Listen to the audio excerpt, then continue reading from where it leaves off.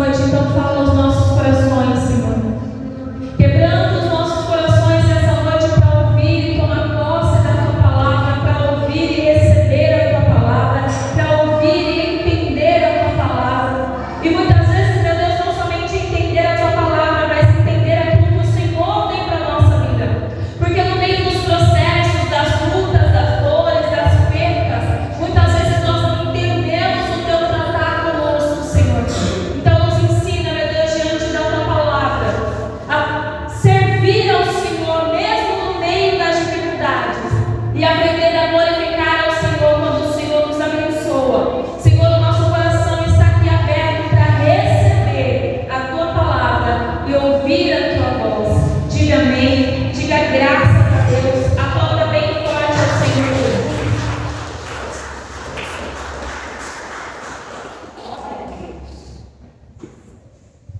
Aleluia. O Evangelho de João ele nos traz muitos relatos da vida de Jesus e também do seu ministério. Da vida de Jesus, do ministério de Jesus e do poder daquele que é o Filho de Deus. E aí o Evangelho de João nos relata que Jesus ele havia curado o menino que era filho de um oficial. Que Jesus ele tinha curado um enfermo, um paralítico que 38 anos estava em cima de uma cama. Que Jesus ele encontrou os seus discípulos no meio do mar, ele andou sobre as águas, repreendeu o vento. Que Jesus ele alimentou uma multidão de mais de 5.000 homens, fora crianças e mulheres. Então todas as obras que Jesus fez foram perfeitas. Todas as obras que Jesus manifestava o seu poder era para que as pessoas pudessem olhar e dizer: Ele é o Filho de Deus. É para que as pessoas pudessem olhar e dizer: Ele realmente é o Messias. Ele realmente é o enviado. Ele realmente é o Cordeiro Santo. Ele é realmente o Filho do próprio Deus. Só que quando Jesus ele começou a operar milagres e vidas foram transformadas através do poder dele, a Bíblia diz que os fariseus começaram a entrar em conflito com Jesus. Porque preste atenção, muitas vezes quando nós vamos agradar a Deus, nós desagradamos ao mundo, e muitas vezes desagradar ao mundo é desagradar pessoas. Jesus estava curando, Jesus estava libertando, Jesus estava restaurando, Jesus estava trazendo vida aos mortos, Jesus ressuscitou vidas, Jesus ele libertou de escravidões do inferno. Lembra aquele homem que vivia endemoniado, o gadareno? Jesus o libertou de uma prisão espiritual. Jesus o libertou de uma algema que Satanás o prendia. Jesus o libertou de grilhões que Satanás colocava nos pés dele. Mas quando Jesus libertava, quando Jesus restaurava, quando Jesus curava, as pessoas, ao invés de olhar e dizer glória a Deus, eles começaram a perseguir Jesus. E os fariseus começaram a entrar em conflito com Jesus, e até mesmo dentro do templo. E Jesus, quando ouviu o que aqueles homens diziam, como aqueles homens pensavam, olha que lindo que Jesus fala. Jesus fala com eles sobre luz e trevas. Então, o Evangelho de João, capítulo 8, versículo 12, diz assim, ó: Jesus tornou a falar-lhes, dizendo: Eu sou a luz do mundo, quem me segue não andará em trevas, mas terá a luz da vida. O povo apedrejando Jesus, o povo julgando Jesus e Jesus ensinando: Eu sou a luz. Vocês estão em trevas porque vocês não conhecem a verdade. Vocês estão na escuridão porque vocês não querem ver a verdade. Eu sou o enviado. Eu sou o Filho de Deus. Eu sou a luz. Eu sou a luz do mundo. E Jesus também ensinou a eles, em um só dia, sobre o pecado e morte. O Evangelho de João, capítulo 8, versículo 24 diz: Por isso vos disse que morrereis nos vossos pecados, porque se não credes que eu sou, morrereis nos vossos pecados. Jesus estava dizendo para os fariseus: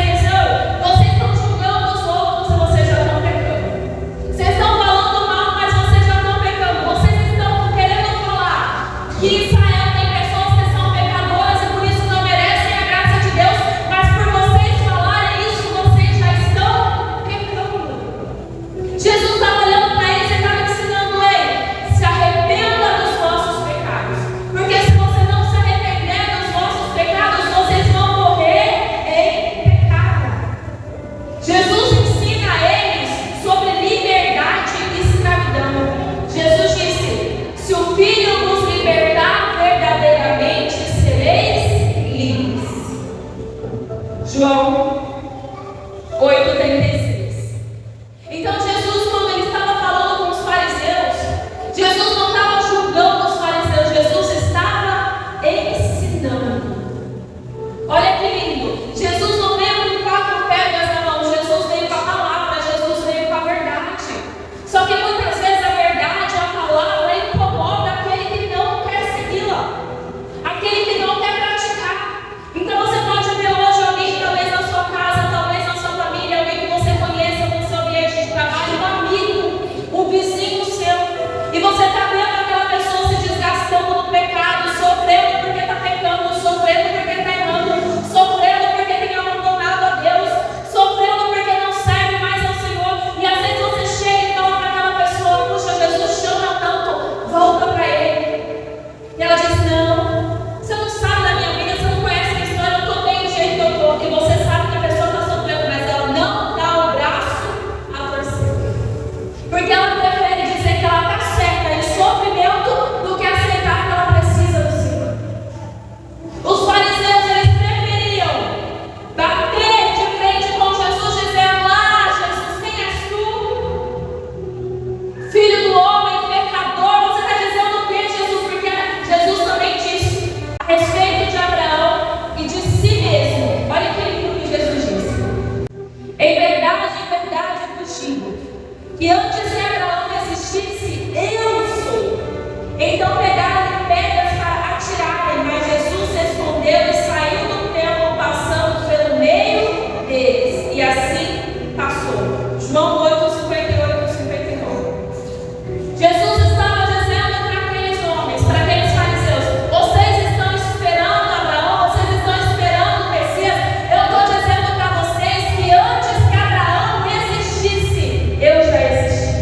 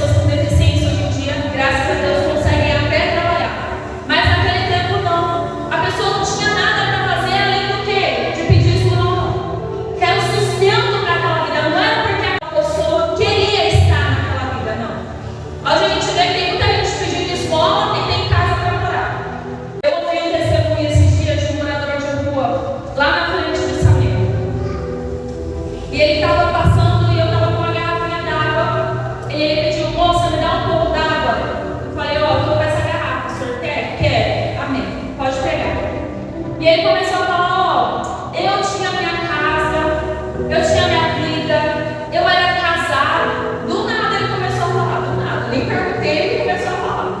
Eu era casado e eu tenho uma filha.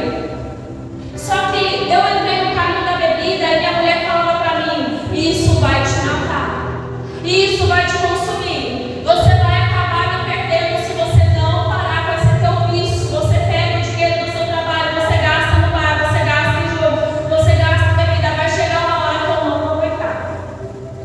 E ele disse: teve uma hora realmente, moça, que ela não aguentou.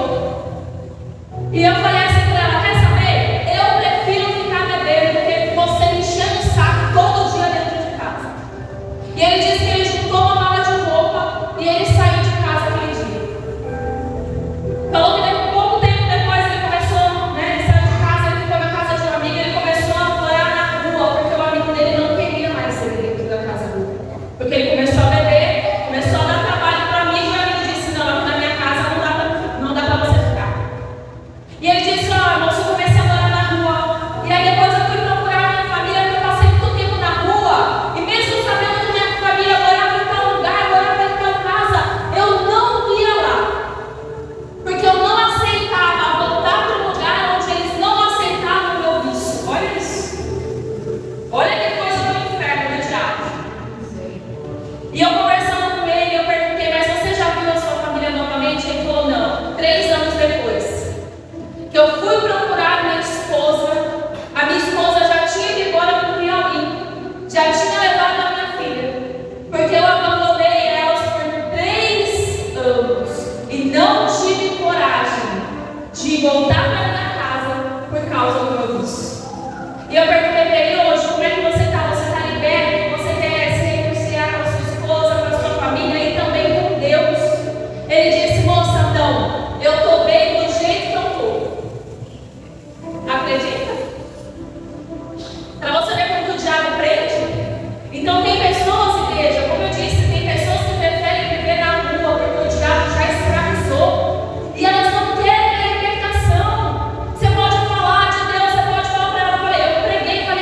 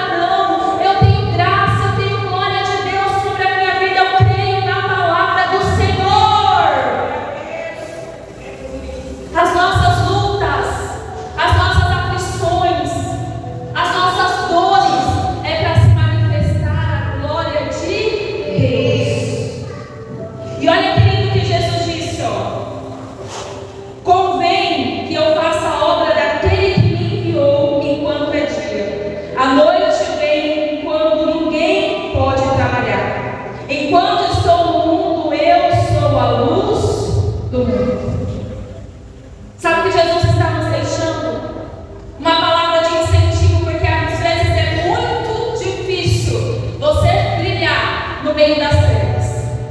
É muito difícil você se colocar como luz naquele lugar quando as trevas estão tentando ofuscar o teu brilho.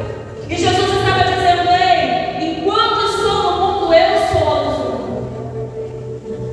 A Bíblia diz que nós somos a luz. Que aqueles que são discípulos do Senhor, nós temos em nós a luz de Cristo. A luz do Senhor.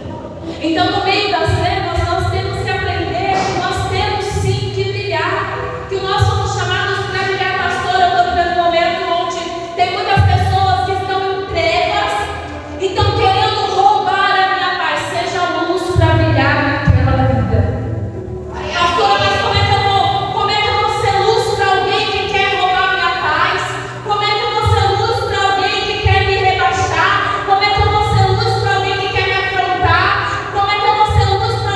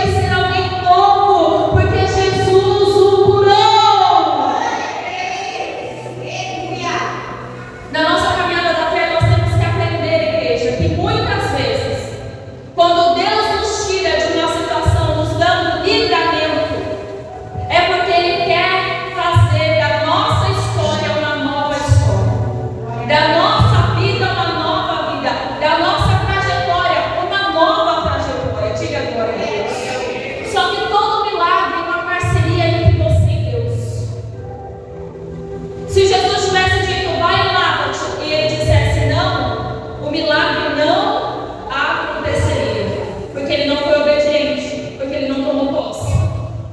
Mas todas as vezes que o Senhor nos pede algo, nós precisamos estar dispostos a obedecer para alcançar algo novo.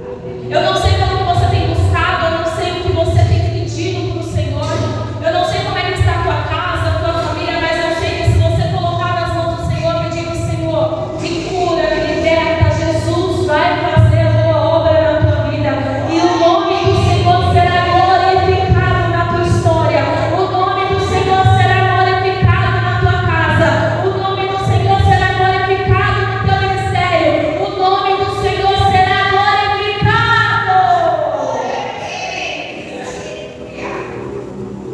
Mas para você ver que até quando você recebe bênção, o diabo não te dá paz. Aquele homem foi curado.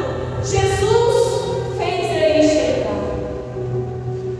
Mostrou para ele o que é a luz do dia, o que é a luz do sol, a cor das nuvens. Mostrou para ele como era a roupa dele, como era o rosto das pessoas, de vozes que ele ouvia. Só que assim como houve a cura, a libertação na vida daquele homem, as pessoas que os conheciam, que viam ele mendigando, agora começaram a ver ele lá glorificando, dizendo obrigado. Jesus, imagina a emoção dele, eu estou vendo, eu estou enxergando, glória a Deus. E as pessoas que ali estavam, um grupo de pessoas que já conheciam ele, começaram a dizer, mas não é esse aquele que fica mendigando? Um dizia, eu acho que é. O outro dizia, se parece com ele. Porque até quando nós recebemos bênção, o diabo tenta roubar a nossa alegria. Até quando Deus te abençoa, até quando Deus te prospera, até quando Deus te exalta, o diabo tenta roubar a tua alegria. Até quando Deus abençoa a tua casa, até quando o Senhor provê na tua família, até quando o Senhor faz a boa obra para completa na tua história, tem pessoas que vão querer matar a tua fé. Aquele homem acabou de receber um grande milagre e eles começaram a perguntar, quem fez isso? Ele disse, um homem chamado Jesus. Só que hoje é sábado, hoje não pode operar milagre. Chama os fariseus.